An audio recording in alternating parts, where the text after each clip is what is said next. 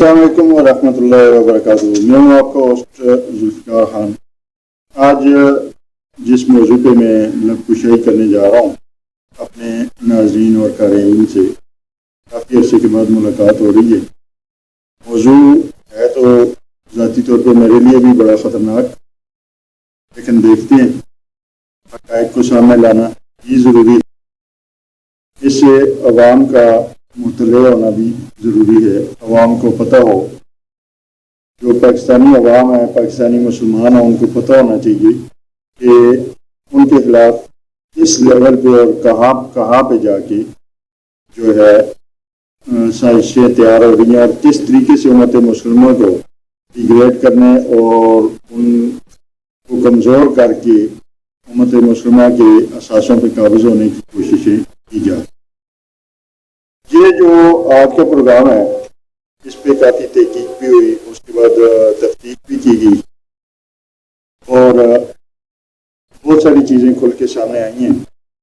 पाकिस्तान में मौजूद कादियानी लॉबी जो है वो यहूदी बनूद के साथ मिलकर एक बहुत बड़ी साजिश रचा रही है, जिसका मंजर आम पर आना और हर पाकिस्तानी और हर मुसलमान के लिए उसको समझना इंतहाई ज़रूरी है। आज जो है एक नौजवान ने ख़त लिखा था, उस ख़त की रोशनी में सबसे पहले तो मैं आपको उसका पूरा ख़त पढ़ के सुनाऊंगा और ख़त पढ़ के सुनाने के बाद उस पर कुछ हमने तफ्तीश की है, उस तफ्तीश के हवाले से भी आपको आगाही दूंगा। तो इस साजिश का कलाकमा करने के लिए हम सबको मुतहद भी होना पड़ेगा और इस तफसीलात को प्रॉपर तरीके से आपको मुकम्मल सुनना भी होगा, ताकि आपको समझ आ जाए कि किस किस अंदाज में जाकर मुसलमानों की बेहतरी के इक़दाम किए जाएं। अगर आपको आज का मेरा ये प्रोग्राम पसंद आए, चैनल को सब्सक्राइब और वीडियो को लाइक ज़रूर कीजिएगा। कमेंट सेक्शन में अपनी आरा से भी ज़रूर आगाह कीजिएगा। नौजवान का ख़त कुछ ऐसे शुरू होता है। मेरी दोस्ती एक कादियानी मुरब्बी से है। ये बगैर इल्म के दोस्ती थी, जिन्हें से कबल मुझे इल्म नहीं था कि वो कादियानी है। ये दोस्ती एक रोज़नामा में शाये होने वाले दोस्ती के एक इश्तिहार के ज़रिए शुरू हुई। गुज़िश्ता 2 साल की दोस्ती में इसकी जमात और ख़ुद उसके ज़रिए से जो हक़ाइक़ मेरे सामने आए वो होश गुम कर देंगे। लड़कियों से दोस्ती के ये तमाम इश्तिहारात कादियानी जमात और आलमी फ्री मिशनरी के मकासद की तकमील के लिए काम करने वाली मुश्तरका लॉबी की जानिब से जो अपनी ताकत बढ़ाने के लिए शब रोज़ कोशां हैं। इन इश्तिहारात के जवाब में जो ख़वातीन मिलती हैं वो मुख्तलिफ बीमारियों का शिकार होती हैं। ये बहुत ही आज़ाद ख्याल ख़वातीन बड़ी आसानी से आपकी ख्वाहिशात पूरी करने को तैयार होती हैं, क्योंकि इनकी बहुत बड़ी अक्सरियत एड्स के आर्जे में मुब्तला हो। कुछ टीबी के मरीज आर्जे में भी मुब्तला होती हैं। उनके साथ बोशुकनार करने वाला भी बहुत से अवारज में मुब्तला हो जाए। कादियानियों की ये दानिस्ता कोशिश है कि लाहौर और इसके गिरदो नवा में लोगों की बहुत बड़ी तादाद को मुख्तलिफ बीमारियों में मुब्तला करके हलाक कर दिया जाए और साथ ही साथ इत्तेजादी मुहिम के जरिए मिलने वाली खातून से मुझे काफ़ी मालूमात मिली है। जो सबसे अहम इंकशाफ हुआ वो ये था कि कादियानियों का गिरोह एड्स की मरीज़ाओं को मुख्तलिफ NGOs और खुसूसी ज़राए से इकट्ठा किया गया। इस कार्रवाई का मकसद इंतहा पसंदों की आने वाली नस्लों तक को बर्बाद कर देना। इन लोगों के पास एड्स और दीगर अमराज में मुब्तला मर्द और ख़वातीन रज़ाकारों की बड़ी तादाद मौजूद है।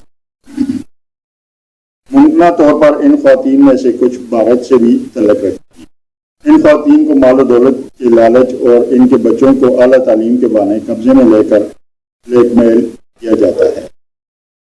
इस मंसूबे में कुछ बैरूनी कुव्वतें भी इस ग्रोह की भरपूर मावन हैं, यानी इस मंसूबे में CIA, मोसाद और यहूदी व कादियानी लॉबी पार्टनर हैं और ये लोग लाहौर में ग्रास रूट लेवल पर काम कर रहे हैं। इनकी भरपूर कोशिश है कि हमारे मुल्क खुसूसन पंजाब के काबा खानों में और मौजूद ख़वातीन को एड्स के अर्जे में मुब्तला कारों के जरिए اسی عارضے میں مبتلا کر دیا جائے تاکہ یہ خواتین ایک کیریکٹر بن کر آگے یہ عارضہ پھیلائے۔ ان خواتین کے پاس جانے والے لوگ بھی اس مرض میں مبتلا ہو جائیں اور اپنی جائز و حلال بیویوں اور آنے والی معصوم نسلوں کو بھی زہر آلود کر دیں۔ اس طرح آنے والے برسوں میں بے شمار لوگ متاثر ہوں گے اور ان بیماریوں کو دستیاب ادویہ کو بیچ کر قادیانی جماعت بے حساب منافع بھی کمائے گی۔ اس کا مقصد آنے والے برسوں میں سرمایہ اور بایولوجیکل لڑائی کے ذریعے لاہور اور اس کے گرد و نواح میں اسرائیل کی طرز پر ایک قادیانی ریاست کی داغ بیل ڈالنا ہے۔ آپ دیکھیں گے کہ آنے والے وقت میں ایڈز کے مریضوں کی تعداد میں بہت تیزی سے اضافہ ہوگا۔ اول تو ایڈز کے تشخیصی مراکز کی تعداد خاصی کم ہے اور جو ہیں ان پر اس لابی کا کنٹرول ہے۔ یہ لوگ لیبارٹری الائز ٹیسٹ کروانے لوگوں کو نیگیٹو رپورٹ دیتے ہیں تاکہ طویل عرصے تک لاہور میں کسی کو بھی ایڈز کی تباہ کاریوں کا اندازہ نہ ہو سکے۔ ایڈز کے علاوہ ہیپاٹائٹس کو بھی پوری طاقت سے پھیلایا جا رہا ہے۔ صرف مشرف دور میں جبکہ ان کے وطن دشمنوں کو پلنے پھولنے کے خوب ذرائع میسر تھے، لاکھوں لوگ ہیپاٹائٹس سی میں مبتلا ہوئے، جب اس سے قبل یہ عارضہ بہت ہی کم پایا جاتا تھا۔ یاد رہے کہ ہیپاٹائٹس سی صرف خون کے انتقال سے پھیلتا ہے اور اس کے بارے میں یہ تاثر کہ گندے پانی سے پھیلتا ہے درست نہیں۔ جگر کے کسی بھی ماہر ڈاکٹر سے ملیں یا انٹرنیٹ پر ہیپاٹائٹس سی کی وجوہات کو جاننا چاہیں تو یہ بات بالکل واضح ہو جاتی ہے کہ ہیپاٹائٹس سی لاک ہونے کا گندے پانی کے ساتھ کوئی تعلق نہیں ہے۔ گندے پانی کا تعلق صرف ہیپاٹائٹس اے یعنی پیلے یرکان سے ہے۔ آج پاکستان میں کروڑوں لوگ کم و بیش ایک تہائی آبادی ہیپاٹائٹس میں مبتلا ہے اور ان میں 99.9% لوگ انتقال خون کے مرحلے سے کبھی نہیں گزرے۔ ان میں سے بے شمار لوگ ایسے ہیں جنہوں نے کبھی ناک کان نہیں چھدوائے اور نہ ہی کبھی دانتوں کا علاج کروایا ہے، لیکن اس کے باوجود یہ ہیپاٹائٹس سی میں مبتلا ہو چکے۔ امراض جگر کے ہر ماہر کے لیے یہ امر باعث حیرت ہوگا کہ لوگوں کی اتنی بڑی تعداد مسلسل ہیپاٹائٹس سی میں کس طرح مبتلا ہو رہی ہے۔ تو اس کی حقیقت یہ ہے کہ مشرف دور میں قادیانیوں کے تعاون سے پاکستان کے طول عرض میں ہیپاٹائٹس کے خون سے آلودہ کروڑوں سرنجیں پھیلائی گئی۔ خصوصاً سرکاری اسپتالوں میں دی جانے والی سرنجوں میں سے مخصوص تناسب کی سرنجیں جراثیم آلودہ ہوتی تھیں اور یہ سلسلہ شاید اب تک جاری ہو۔ ساتھ ہی ساتھ منظم طریقے سے پروپیگنڈا بھی کیا گیا کہ ہیپاٹائٹس سی گندے پانی کی وجہ سے لاک ہوتا ہے۔ ان کا ٹارگٹ یہ ہے کہ آئندہ 10-15 برس کے دوران پاکستان کی کم و بیش تمام شہریوں کو ہیپاٹائٹس کی کسی نہ کسی قسم یا ایڈز میں مبتلا کر دیا جائے اور ساتھ ہی دوائیں اور منرل واٹر بیچ کر بے حساب منافع کمایا جائے۔ ایک سوال یہ ہے کہ اتنی سرنجوں کو آلودہ بنانے کے لیے خون کہاں سے آتا ہے؟ قادیانی جماعت اس کے لیے 2 طریقے استعمال کر رہی ہے۔ پہلا طریقہ تو یہ ہے کہ لاہور کے پاگل خانے میں موجود پاگل پن کے عارضے میں مبتلا پاگلوں کو مختلف بیماریوں میں مبتلا کرنے کے بعد ان کے جسم سے خون حاصل کیا جاتا ہے۔ دوسرا طریقہ یہ ہے کہ جیل میں موجود مختلف قیدیوں کو ایڈز میں مبتلا کیا جاتا ہے۔ ایسا کرنے سے قبل ان قیدیوں کا بیک گراؤنڈ اور نفسیاتی کیفیت اچھی طرح جانچ لی جاتی ہے۔ اس مقصد کے لیے بہت منفی اور لادین ذہنیت رکھنے والے افراد کا انتخاب کیا جاتا ہے۔ کوشش کی جاتی ہے کہ ان کی بے روی کا ثبوت حاصل کر لیا جائے۔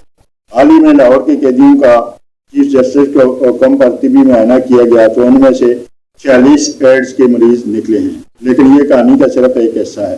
وہ یہ کہ چیف جسٹس کو ایک منصوبے کے تحت یہ اطلاع دی گئی کہ لاہور میں قیدیوں پر ظلم ہو رہا ہے اور ان کا طبی معائنہ نہیں کیا جا رہا۔ جب چیف جسٹس کے حکم پر طبی معائنہ کیا گیا تو مریضوں کا انکشاف ہوا۔ اب ایڈز کے یہ مریض آہستہ آہستہ رہا ہوں گے اور سال 6 مہینے کے بعد ان کو ہر کوئی بھول جائے۔ اس کے بعد ان سے رابطہ کرنے کے بعد قادیانیوں اور اسرائیلیوں کے لیے کام کرنے کی آفر کی جائے گی۔ ان لوگوں کی منفی ذہنیت کی پہلے ہی تصدیق کر لی گئی ہے، لہذا ان ایڈز کے مریضوں کے راضی ہونے میں کوئی شبہ نہیں۔ ایسے رضاکاروں سے پنجاب کے مختلف قابہ خانوں میں موجود خواتین کو ایڈز زدہ کرنے کا کام لیا جاتا ہے تاکہ یہ خواتین ایک گاہ آگے اپنے بیوی بچوں کو ایڈز زدہ کریں۔ اس طریقے سے لاکھوں لوگوں کو بیماریوں میں مبتلا کرنے کی سازش کی جائے اور یہ سلسلہ کئی برسوں سے جاری ہے۔ اس قسم کے ایڈز زدہ رضاکاروں کو ایڈز پھیلانے کے لیے باقاعدہ ٹارگٹ دیے جاتے ہیں، جن کی تکمیل پر بہت خطیر انعامات دیے جاتے ہیں۔ اس صورتحال میں چیف جسٹس کو ایک منصوبے کے تحت استعمال کیا گیا ہے تاکہ ایڈز کے مریضوں کو ان کے مرض سے آگاہ کرنے کا جواز پیدا ہو سکے اور مریضوں کو شبہ بھی نہ ہو۔ یہودیت کے لیے کام کرنے والے قادیانیوں نے بایولوجیکل وار یہ وہ پاکستان پر مسلط کی ہے، اس طریقے سے کروڑوں کو ہیپاٹائٹس اور ایڈز میں مبتلا کر کے موت کی جانب گامزن کر دیا گیا۔ انسانی تاریخ کا یہ سب سے بڑا المیہ ہے، شاید کشمیر اور فلسطین سے بھی بڑا، لیکن اس کا کسی کو احساس تک نہیں ہے۔ الٹا اس کے باوجود مسلمانوں کو دہشت گرد سمجھا جاتا ہے۔ بایولوجیکل لڑائی کا یہ سلسلہ صرف پاکستان تک محدود نہیں ہے، بلکہ یہودیوں اور قادیانیوں کی باہمی ملی بھگت سے چین اور انڈونیشیا تک پھیلا ہوا ہے۔ بدنام زمانہ یہودی تنظیمیں پاکستان پر پاؤں پھیلانے کے لیے قادیانیوں کی مدد کر رہی ہیں، تو قادیانی چین میں بیماریاں پھیلانے کے لیے افرادی قوت مہیا کر رہے ہیں۔ اس کا بڑا مقصد مستقبل میں چین کی اقتصادی ترقی کو متاثر کرنا ہے۔ انڈونیشیا میں بھی اس قسم کا سلسلہ شروع کیا گیا ہے۔ اس مقصد کے لیے انڈونیشیا کی قادیانی کمیونٹی کو استعمال کیا جاتا ہے۔ اس بایولوجیکل جنگ لڑائی کے دوسرے طریقے میں اپنے ٹارگٹ کو جوس میں ملا کر ہلکا زہر نما محلول دیا جاتا ہے۔ جوس میں ملائے جانے والے اس بایولوجیکل میٹیریل کی خصوصیت یہ ہے کہ یہ جگر کو شدید متاثر کرتا ہے، لیکن فوری طور پر انسان کا خودکار دفاعی نظام حرکت میں آتا ہے اور متاثرہ جگر کے گرد چربی کی تہ جم جاتی ہے جو جگر کو بکھرنے نہیں دیتی، یعنی جگر چربی زدہ ہو جاتا ہے۔ اگرچہ اس طریقے سے انسان فوری طور پر نہیں مرتا، لیکن اس کی زندگی کا دورانیہ کم ہو جاتا ہے۔ ہمارے ملک کے ایک معروف قانوندان اس کی واضح مثال ہے، جنہیں دوران قید اس کا نشانہ بنا کر معصوم بنا دیا گیا۔ یہ لوگ نہ صرف یہ عوارض پھیلاتے ہیں بلکہ ان کی ادویہ بیچ کر بے حساب منافع کما چکے ہیں۔ اس لابی کے ایجنٹوں میں اس وقت برین ہیمریج کا سبب بننے والی ادویہ بہت مقبول ہیں۔ انہیں عموماً ہائی پروفائل ٹارگٹس کے خلاف استعمال کیا جاتا ہے۔ یہ دوا انسانوں کے شریانوں کو ہلاک کر دیتی ہے، جس سے برین ہیمریج یا ہارٹ اٹیک کا سامنا کرنا پڑتا ہے۔ معاشرے سے آزاد خیال لوگوں کو چھاننے کے لیے پورے شہر میں جگہ جگہ ایسے جوس کارنر قائم کیے جا رہے ہیں جہاں جوڑوں کو مل بیٹھنے کا موقع دیا جاتا ہے۔ یہاں پر ایسے لوگوں پر خاص طور پر نظر رکھی جاتی ہے۔ نسبتاً زیادہ آزاد خیال لوگوں کو ٹریپ کیا جاتا ہے۔ ان لوگوں کو جوس میں مختلف مضر صحت اشیاء ڈال کر ذہنی معذور اور بیمار بنایا جاتا ہے۔ اس کا محرک یہ ہے کہ متوسط طبقے سے تعلق رکھنے والے آزاد خیال شخص جب شدید بیمار ہو جاتا ہے تو پھر اس کی زندگی کا مقصد صرف یہ ہوتا ہے کہ مرنے سے قبل زیادہ سے زیادہ دولت حاصل کر کے اپنے پیاروں کی زندگی کو تحفظ دیا جائے۔ ایسا شخص درست یا غلط کی پہچان کو بلا کر دولت کی خاطر بڑے سے بڑا رسک لینے کے لیے تیار ہو جائے، اور جب کوئی شخص اس سٹیج پر پہنچ جاتا ہے تو پھر وہ فری مشینری اور ان کے بیدان غلام قادیانیوں کے لیے کام کا آدمی قرار پاتا ہے۔ یہ کانوں سے ایسے لوگوں کے بچے بھی قبضے میں لے لیے جاتے ہیں، جس کے بعد ایسا شخص مزاحمت کے بالکل بھی قابل نہیں ہے، اور ساتھ ہی ساتھ قادیانیوں کے وفادار اور بظاہر مسلمان ایک نئی نسل تیار کی جا رہی ہے۔ یہ حقیقت ہے کہ یہ لابی اپنے زیادہ تر ایجنٹوں کو بیمار کرنے کے بعد استعمال کرتی ہے، اور یہ معاہدہ تمام زندگی پر محیط ہوتا ہے۔ اپنے ایجنٹوں کو بیمار کرنے کے پس منظر میں یہ سوچ کار فرما ہے کہ بہت زیادہ بوڑھا آدمی مذہب کی جانب راغب ہو کر سدھر سکتا۔ ویسے بھی بوڑھا آدمی زیادہ کام کا نہیں رہتا، اس لیے یہ سنگ لوگ اپنے لوگوں کا لائف پیریڈ کم کرتے۔ ان لوگوں کا دنیا کے جدید ترین ٹیلی کمیونیکیشن نظام مہیا کیا گیا ہے۔ آپ کو یہ جان کر بالکل حیرت نہیں ہونی چاہیے کہ پاکستان میں کسی بھی شخص کا فون ان لوگوں کی پہنچ سے باہر نہیں، اور روشن خیالوں اور انتہا پسندوں کو چھاننے کا یہ بھی اسی کے ذریعے مذکورہ فرد کی لوکیشن بھی معلوم کی جا سکتی ہے۔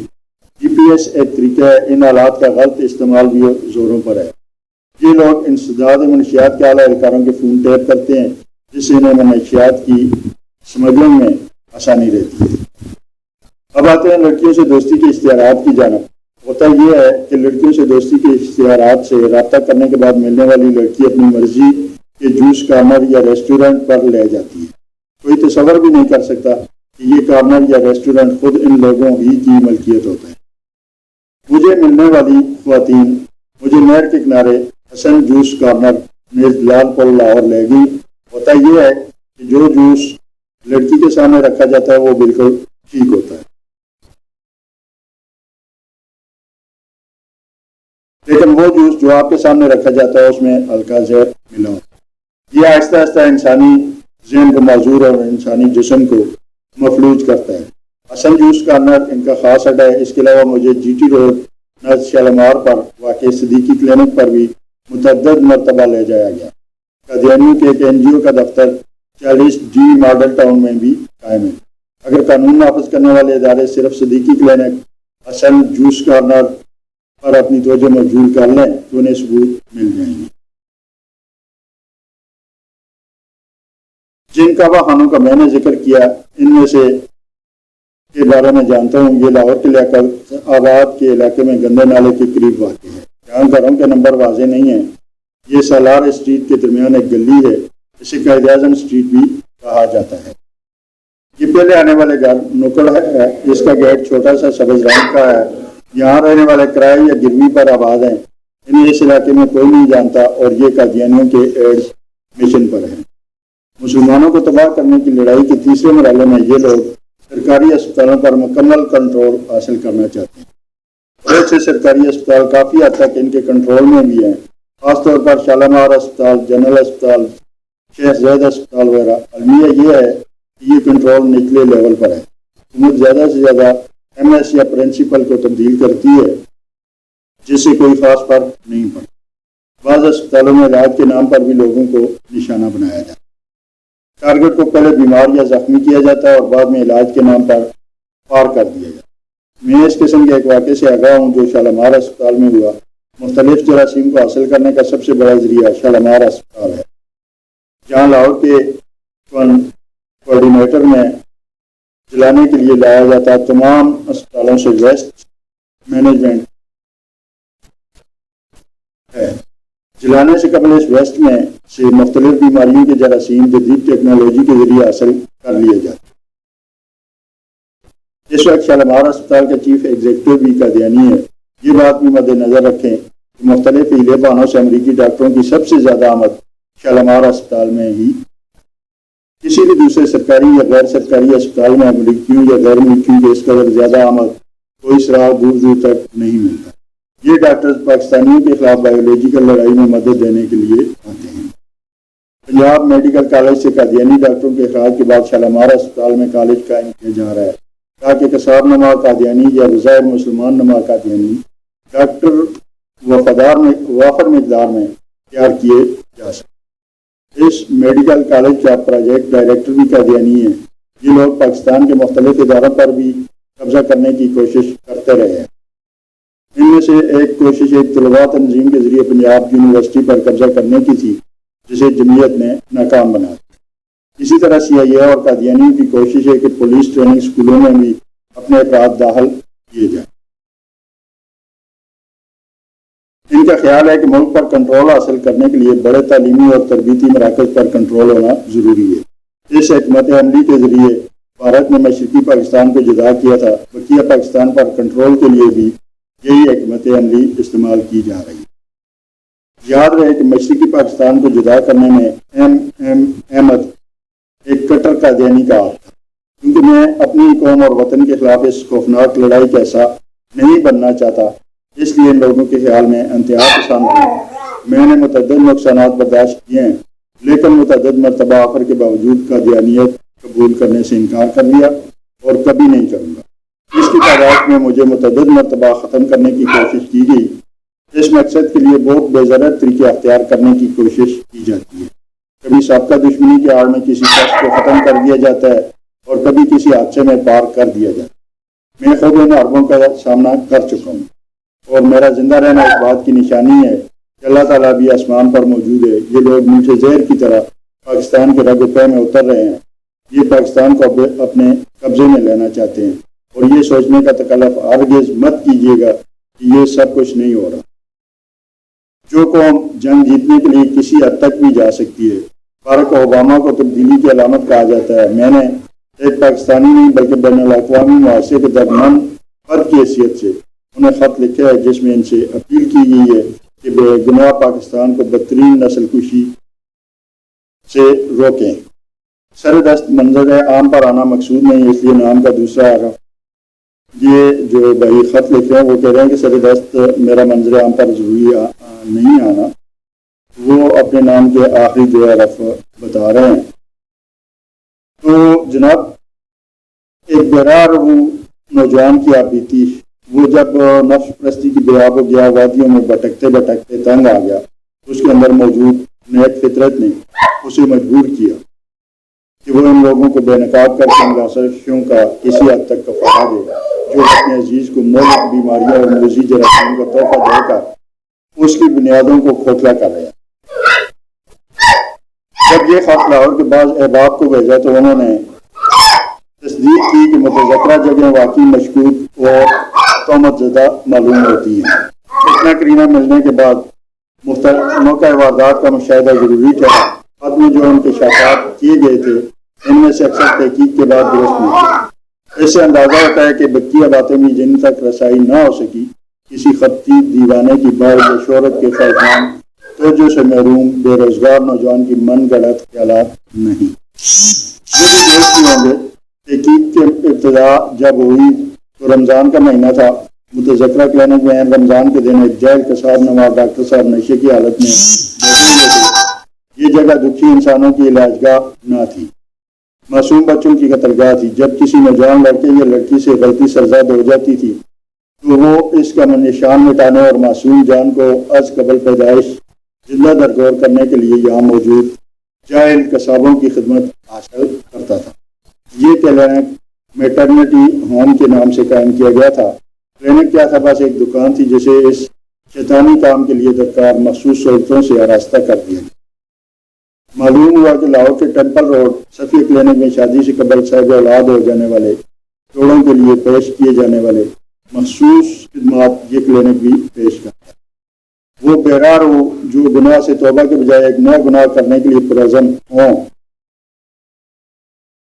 ان کے لیے یہاں ہر طرح کی سہولتیں سستے داموں دستیاب ہیں۔ ہمارے ساتھ کلینک کے سامنے گاڑی میں یوں بیٹھے رہے کہ کلینک کے اندر کا ماحول نظر آتا رہے، اور ایک ساتھ فرضی گنہگار بن کر مسکین صورت اور عاجزانہ گفتگو کے ساتھ اپنی غربت کا رونا روتے ہوئے اندر بیٹھے جیل کسائی کے ساتھ پیسے کم کروانے کے لیے اجت کرتا رہا۔ آخری اطلاع کے مطابق اس کساب خانے کے شٹر اکثر آدھا گرا ہوا اور رہتا ہے، اور اب یہاں مصروف کار افراد یا گروہ محتاط ہو جائے اور آنے والے دنوں میں پہلوان پورہ میں رجسٹر اسٹور کے ساتھ واقع لیڈیز کلینک جانے کی ترغیب دی جاتی ہے۔ اب انہیں معلوم ہے کہ متذکرہ کلینک بھی اس خفیہ مشن سے وابستہ ہیں یا اس طور سے بدعمالیوں کے اس گورکھ دھندے میں ملوث ہو گئے ہیں۔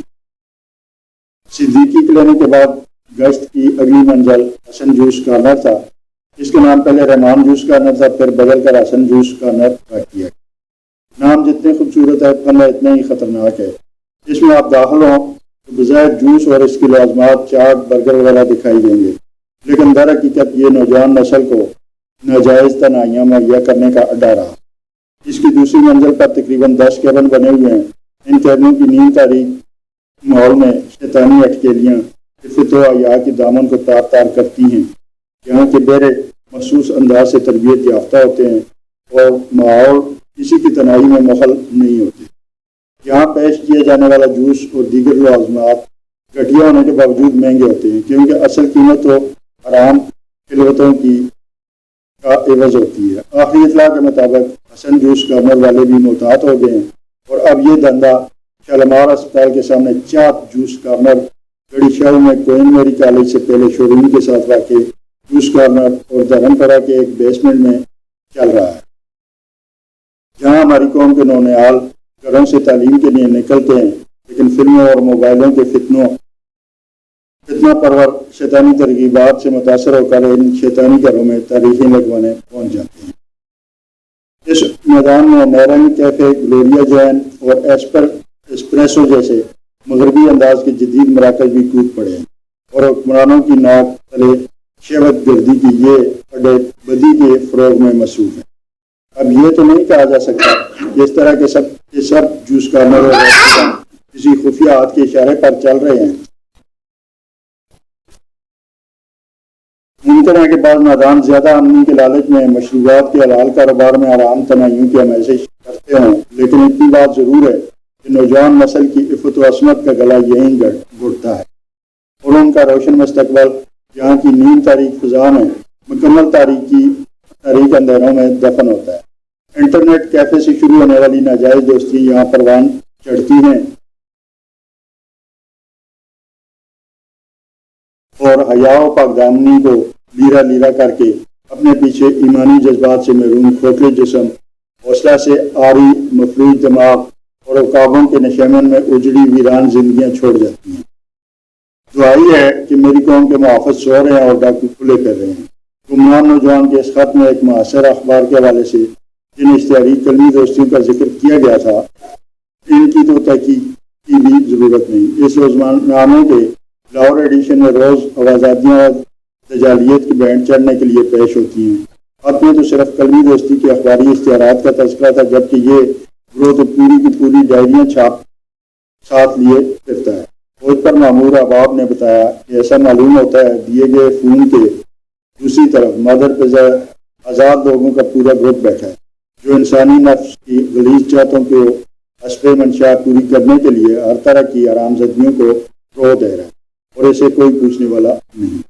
ایسا معلوم ہوتا ہے کہ فون پر دوستی کارنروں میں ملاقاتوں سے جو شیطانی سلسلہ شروع ہوتا ہے، پوش علاقوں میں واقع خفیہ کعبہ خانوں سے ہوتا ہوا اس کا اختتام قصاب نما ڈاکٹروں کے ہاتھوں میں کھیلنے تک آ پہنچتا ہے۔ اس سارے ابلیسی نظام کی کڑیاں ایک دوسرے سے ملتی ہیں، جسے دشمنان میں انسانیت یہودی اپنے مقامی ارکاروں کی مدد سے مربوط انداز میں چلا رہے ہیں اور دن دیہڑے ہمارے معصوم بچوں کو تباہ و بربادی کے اس جنم میں چونک رہے ہیں۔ میں ایران ہوں، میری قوم کے رکھوالے کہاں ہیں؟ دشمن کے چھوڑے ہوئے ضمیر فروش ایجنٹ نئی نسل کو ان کی طرح چاٹ رہے ہیں اور پاکستان کی سلامتی کی ذمہ دار لمبی تان کر سو رہے ہیں۔ اوپر جو اشارے اور سراغ دیے گئے، ان پر کام کر کے کوئی بھی موقع وطن افیسر اس سازش کی ذمہ داروں تک پہنچ سکتا ہے۔ انسان پر لازم ہے کہ غیرت کا دامن ہاتھ سے نہ چھوڑے۔ ہم آخر یہ کیوں برداشت کر رہے ہیں کہ ہمارے معصوم بچوں کو شیطانی حرکتوں کے ذریعے افواج اور ناکارہ بنایا جائے اور ہم آنکھیں بند کر کے اللہ تعالیٰ کریں؟ اس طرح تو بدی قوتیں ایک دن ہماری دہلیز پر آ پہنچیں گی۔ ہماری نظروں کے سامنے ہمارے گلشن کے پھول اور چمن کی کلیوں کو شیطان کے نمائندے غیر انسانی حرکتوں میں مبتلا کریں گے۔ ہم اس فتنے میں بہتے جانے کے علاوہ کچھ نہ کر سکتے۔ دجال کی شیطانی اور دجل کو غالب دیکھنے والوں کو برپا کردہ فتنہ جتنا شرنگیز ہے، اس کے مقابلے میں کوشش کرنے والوں کے لیے اللہ تعالیٰ کی مدد اور انعام کے وعدے بھی اتنے ہی عظیم ہیں۔ ہمیں شرپسند اور فتنہ پرور دجالی قوتوں کے سامنے ہرگز ہتھیار نہیں ڈالنے چاہیے۔ آخری دم تک مارکہ خیر و شر میں اپنا حصہ ڈالتے رہنا چاہیے، دعا بھی کرنی چاہیے اور دوا بھی کرنی چاہیے۔ نہ جانے کس کی قربانی رب العزت کو پسند آ جائے اور وہ اسے بھی دنیا اور آخرت میں سرخ روئی اور سرفرازی سے نواز دے اور اس کی وجہ سے دوسروں کا بھی بھلا ہو۔ تو آج کی یہ تفصیلات جو آپ نے سنی، اس کے حوالے سے غور ضرور کیجیے گا کہ ہماری نوجوان نسل کو کس طرف لے کے جایا جا رہا ہے اور اس کے ساتھ کیا کھیل کھیلا جا رہا ہے، اور کس طرح امت مسلمہ کو ناکارہ بنا کر امت مسلمہ کے اثاثوں پہ قابض ہونے کی کوششیں کی جا رہی ہیں۔